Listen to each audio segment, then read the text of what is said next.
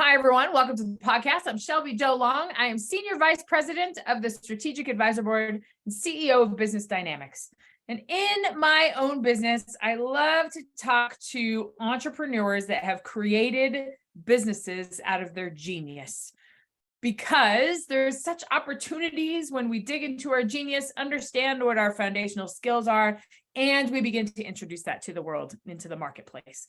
So I love hearing stories, and I love ideas and how different they are, and how we can create the knowledge capital that we have is just so amazing, and it's amazing to do that.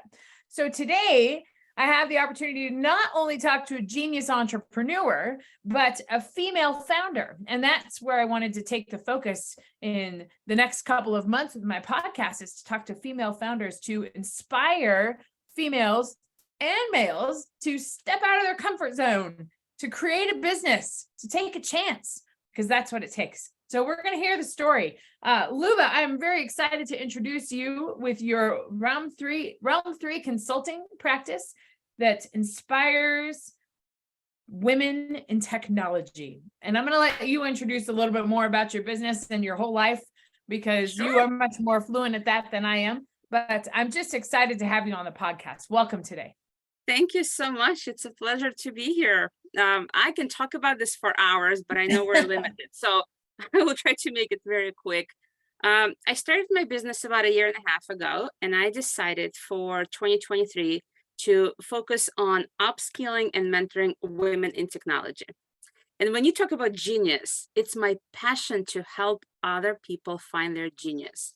Because to me, if I kind of go up, you know how we like to pull things apart and ask why, like, why do you do this? But then why do you do that? So my kind of highest level of my why is to help people live a life worth living, right? Like, what does it mean for people to live like the most fulfilled life? And my story is I studied computer science. The funny story about that is I didn't go to study computer science because I absolutely loved computer science. I went to impress my now husband of over 20 years. I wanted to see the look on his face when I showed him a piece of paper of acceptance into the computer science department. Well, at least it got you in somewhere. Like we do silly things when we're 18. Right. It changes at 44, I don't try to impress him now. Although I do it organically, right? He is often impressed, but I did it because of that reason. And I had a very hard time. It was not my core genius, and I knew that. And so, yes, I worked very hard, and yes, I graduated with a computer science degree, and I got a job as a software developer. And then because my company paid for it, I got my master's in computer science. And by master's, I liked it a little bit more than I liked undergrad. But when I became a facilitator, again, it just kind of happened, right? I did not have a vision for it. Sometimes it's where the job takes you, where the need is. And because of my outgoing personality, I was not your typical developer. And so I kind of happened to be like the glue between the sales and the marketing and engineers. And I started doing a lot of trainings and facilitated a lot of different workshops. And that's when I found my core genius. I didn't have the term for it until just a couple of years ago. But, it's like when you wake up in the morning and you're looking forward to your day. Right. You're speaking my language right now. I think there's just a few things before we continue, because I want to get into your program and all that, but just a few things that stick out to me. I think there's, we're the same age. I think there's people that have been in positions and been in careers for an extended period of time, and we feel kind of, maybe we don't know our genius, or our genius is kind of hidden because we're in a certain industry, in a corporation, in a job, and then we're executing our genius in that space, but it's not really as fulfilling as it would be in a space that really speaks to what our core genius is. And I think that takes some courage to recognize that and to step away from job, or at least start that transition to develop something out of your core genius. And there's some just interesting spaces that we share in that space that, like, yes, your genius is great over here and you have power over in this space, but you have the power to influence a lot more people because you have taken that deep dive. So anyway. Well, and so the thing is, it's like, when I look back, you have to proactively be in a position to try different new things, because I did not suck at my job. I did not get bad reviews. I was writing code, and you know what? I actually even enjoyed it. It's Sure. just that, and you can go on and you can continue to do what you do and get a raise and get a promotion and just keep doing what you're doing. You don't know, like, you can still be an expert, right? Because with years, even if it's not your core genius, like, you become an expert, and so you can just kind of be there. And so the funny thing is, I am still a full-time employee for a very large consulting I don't know how company. you do it. I mean, I want you to talk about this too. You're a full-time employee. You're a mother of 3 children. You have this side hustle. 2. I don't include my husband, just 2. Pardon me, I thought you had 3. But 2, still enough. And you have this side hustle thing that is going to slowly turn into your main hustle. So there's just a lot. I mean, again, you and I share a lot of synergy that we have.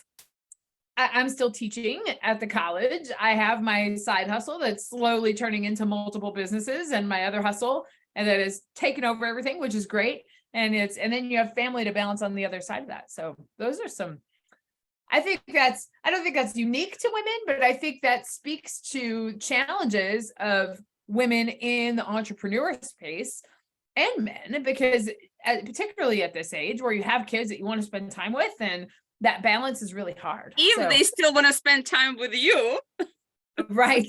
Then there's that whole side of it too.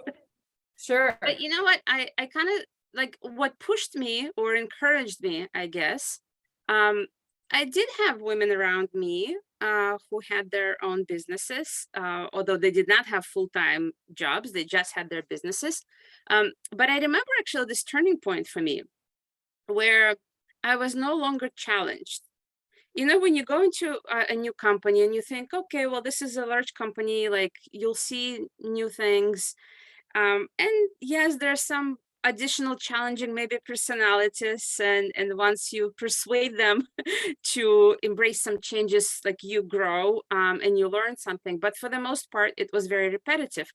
And also, I kind of noticed that, yes, once in a while, like, you run this training and it's so fulfilling and it's so good for your soul, and there are people who want to, hear from you and learn from your expertise.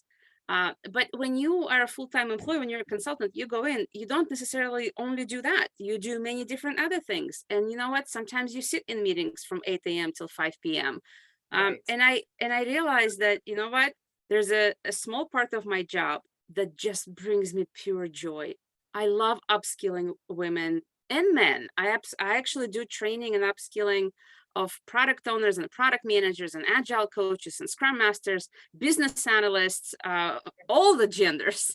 But it gives me this extra special satisfaction when I can work with a woman who does not have a confidence, which is more common. Mm-hmm. And I can encourage to step into maybe new things, or even have a discussion how to negotiate a salary increase. I had to do that too. And so I just realized that just brings me so much joy.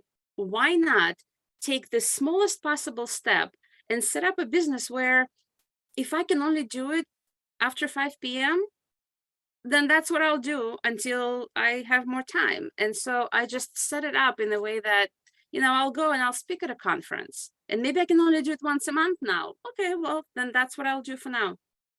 Yeah. That's how I'm trying to kind of manage both. It's all a time management game, and it's all a balance game. And then when the scales start to tip, then you'll start to just discover those other things. Yeah, that's I want to just touch on one thing that fulfillment in that you weren't feeling challenged anymore. And I almost think that's part of the core genius of a genius entrepreneur, is that you always kind of wonder what else you can do and what are the more possibilities and what are the opportunities.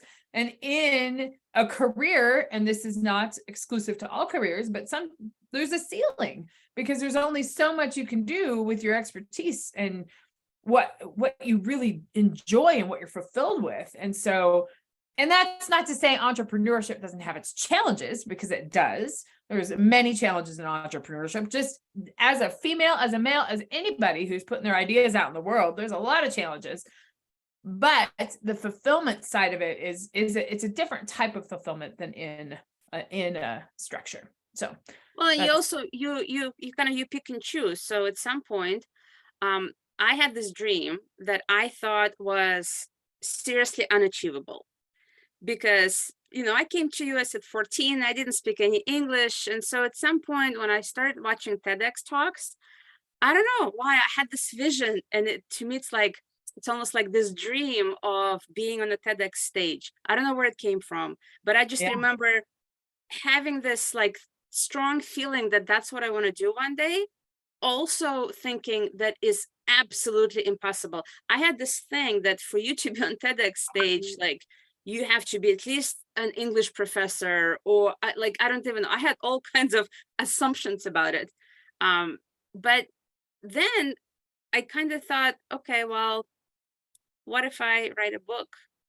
Like that's something that I can do that. Like that's, to me at that point seemed achievable.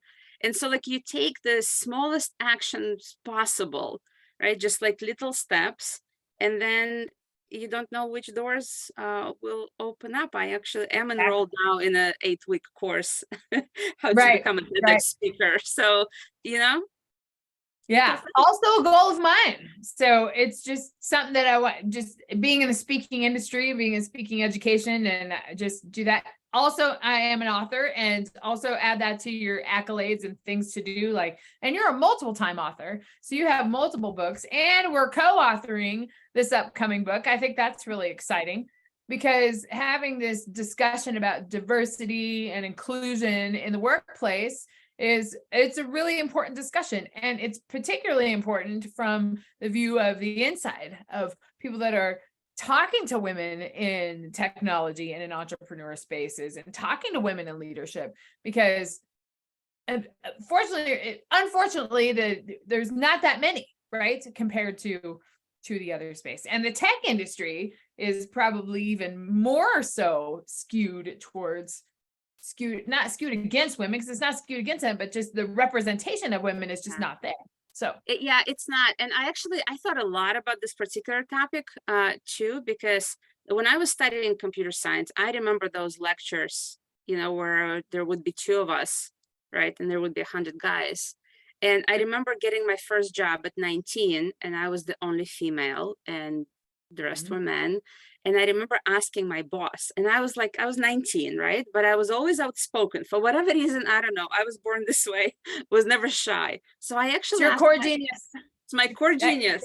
And I asked, and he said, and I know for a fact he had nothing against women. He was married, he had a daughter, and he said, I get no resumes. There are no resumes. So, and I have 2 daughters, and we've been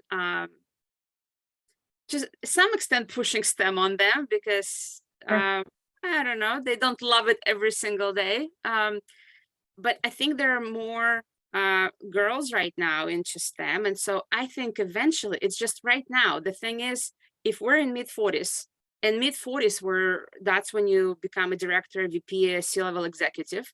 And if there was no pipeline then, right, and girls then did not study computers, there aren't that many of us actually right now in the age where you grow in your career.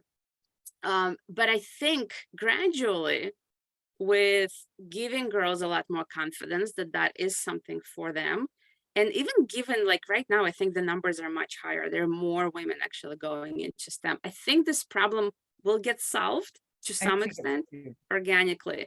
But anything that I can do to help, I I like to do that. And there are many women right now, actually, in mid-30s, mid-40s, that the confidence is not there.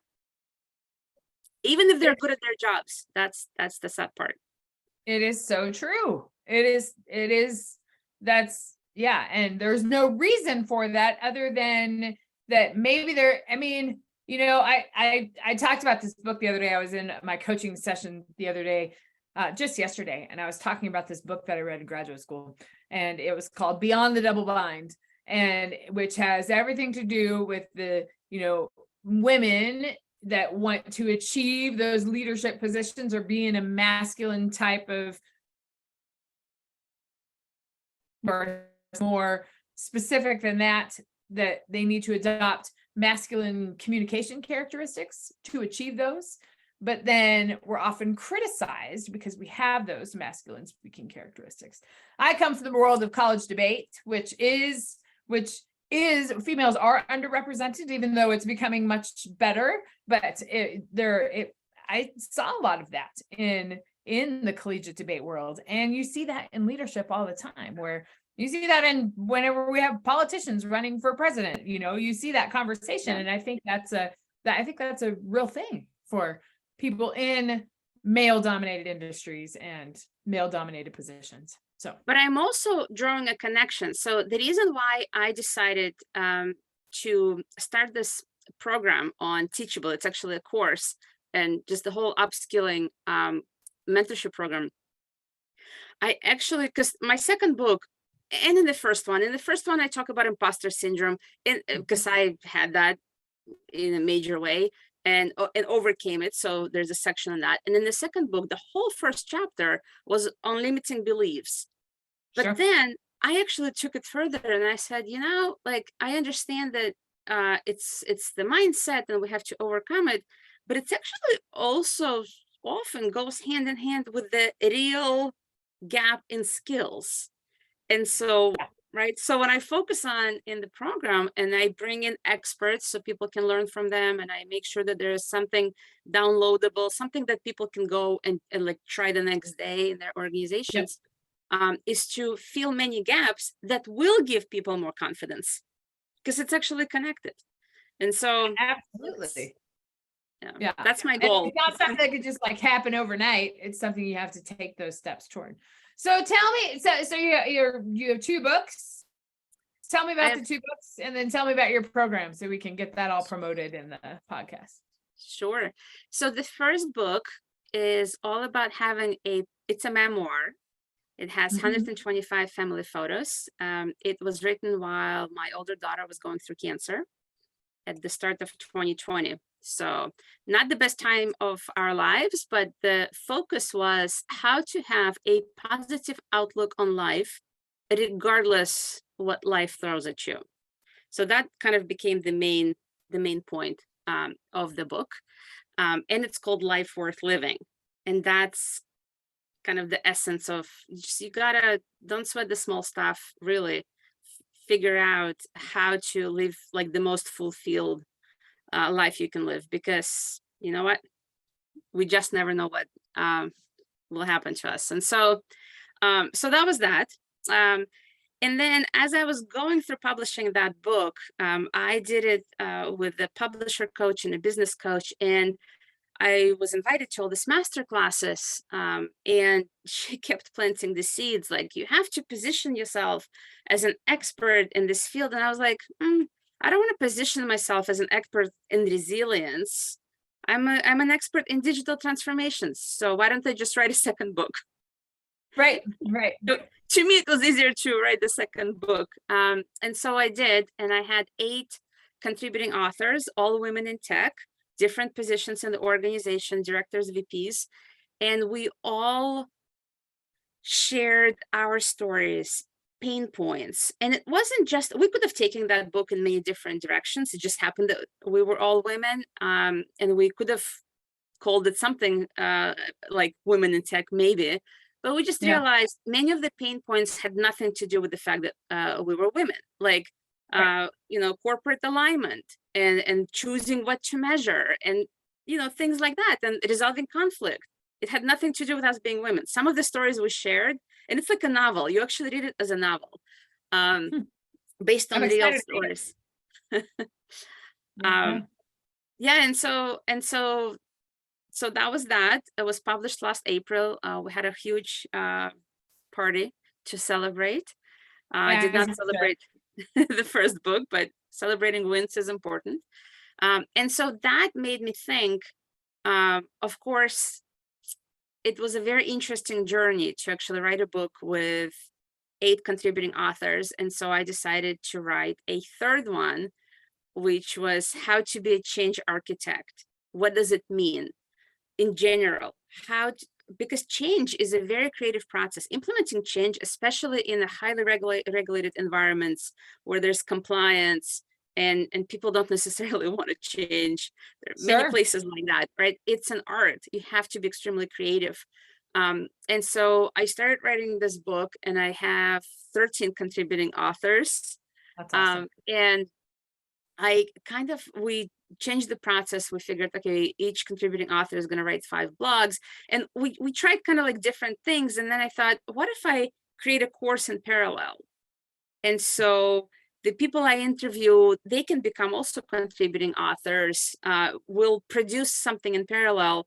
And then by August 2023, I'll glue it all together. I'll package it up, and it's going to be another book. And so that's how, and just because I'm surrounded by women, and because I'm so passionate for upskilling and mentoring women, I thought, why don't I focus on 2023 just upskilling women? And so that's what the focus is for 2023. You are speaking my language all sorts of ways. What you and I do is so similar, because the change architect, I do the transition. So very similar, like how you transition your expertise from one audience to another. It's all about your communication habits, all of the things that you just talked about, dealing with conflict, dealing with audiences, different audiences, and the needs of audiences. All of those things are so similar. How they perceive information, right? It's not just about you saying, but how are they hearing it? And yeah. And I think one of the biggest challenges that the clients that I typically work with, the biggest challenge is positioning themselves as an expert in that field, because you have all the expertise, but in the field, that leadership communication is totally different in the field than when you're training others in the field to be leaders in their field. So it's that I think that is where I'm excited to talk about more opportunities and what we're doing, because the world gets better when we have more ideas and we discover more possibilities. Absolutely. The art of persuasion. That's like the first topic of the first lecture. How do you persuade people to change? How do you persuade them to do anything if they absolutely want to have nothing to do with whatever you're proposing? Which is very good information to read when in this polarized society where people are talking a lot, but they're not really talking to each other, and they're not really communicating or resolving a problem. And there's all sorts of the book is probably going to be 1,000 pages long. It's very difficult to keep it short. I actually met 5 women last night on this topic, and it was from chief revenue officer to a lawyer in the compliance space. And we actually spoke about this from different angles. Sure. It's fascinating. I mean, we talked for an hour on different points of views, right? Because I asked the lawyer, I said, listen, when someone tells me, no, they have to have 1,000 pages of documentation or the C-level executive will go to jail. I said, I don't have the law, so there's nothing I can say. It's like, okay, I guess we're keeping the 1,000 pages. And it was interesting to hear her perspective. And so it's quite fascinating to learn just from each other. Which is all about listening and all about engaging and all of those things that are so important for just involvement and leadership. I love all those things. And I love facilitation and making sure that all the voices are heard. Like that's absolutely my thing. Absolutely.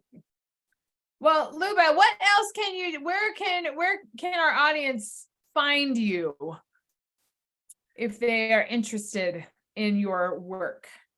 Well, so if they just Google me, I come up a lot.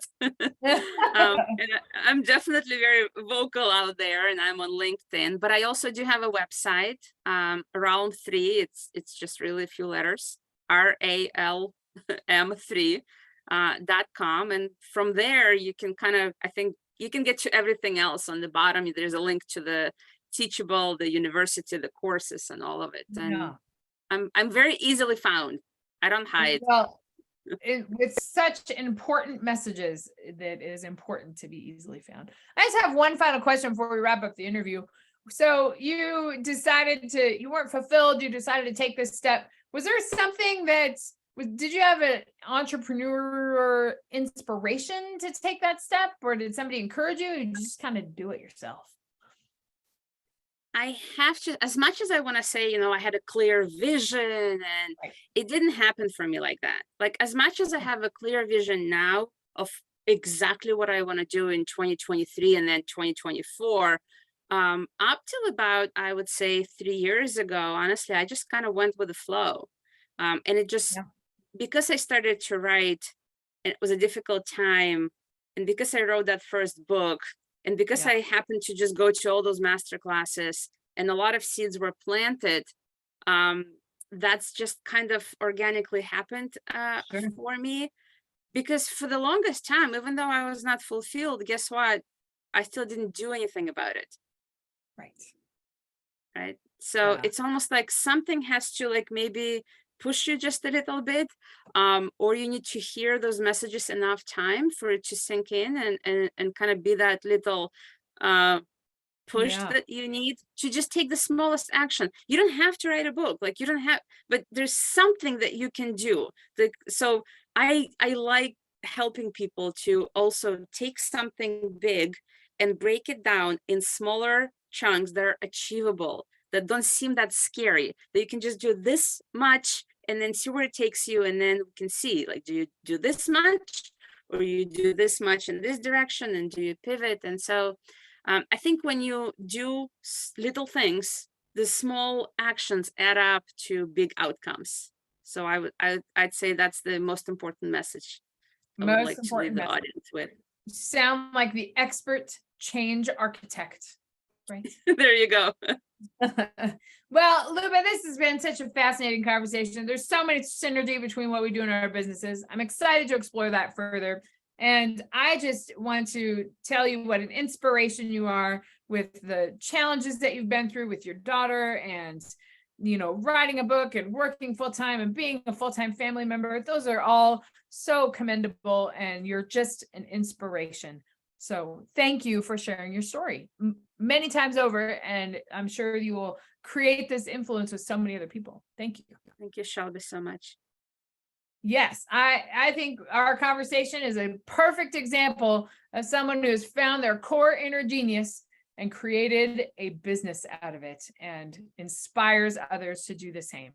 So I hope we inspired you to think about your genius in a different way. And if you want to reach out and talk to either one of us about it, I bet we could put you in a direction of people that can help you do that. So we will see you next time when we talk to the next genius that has transformed their idea into income. See you next time.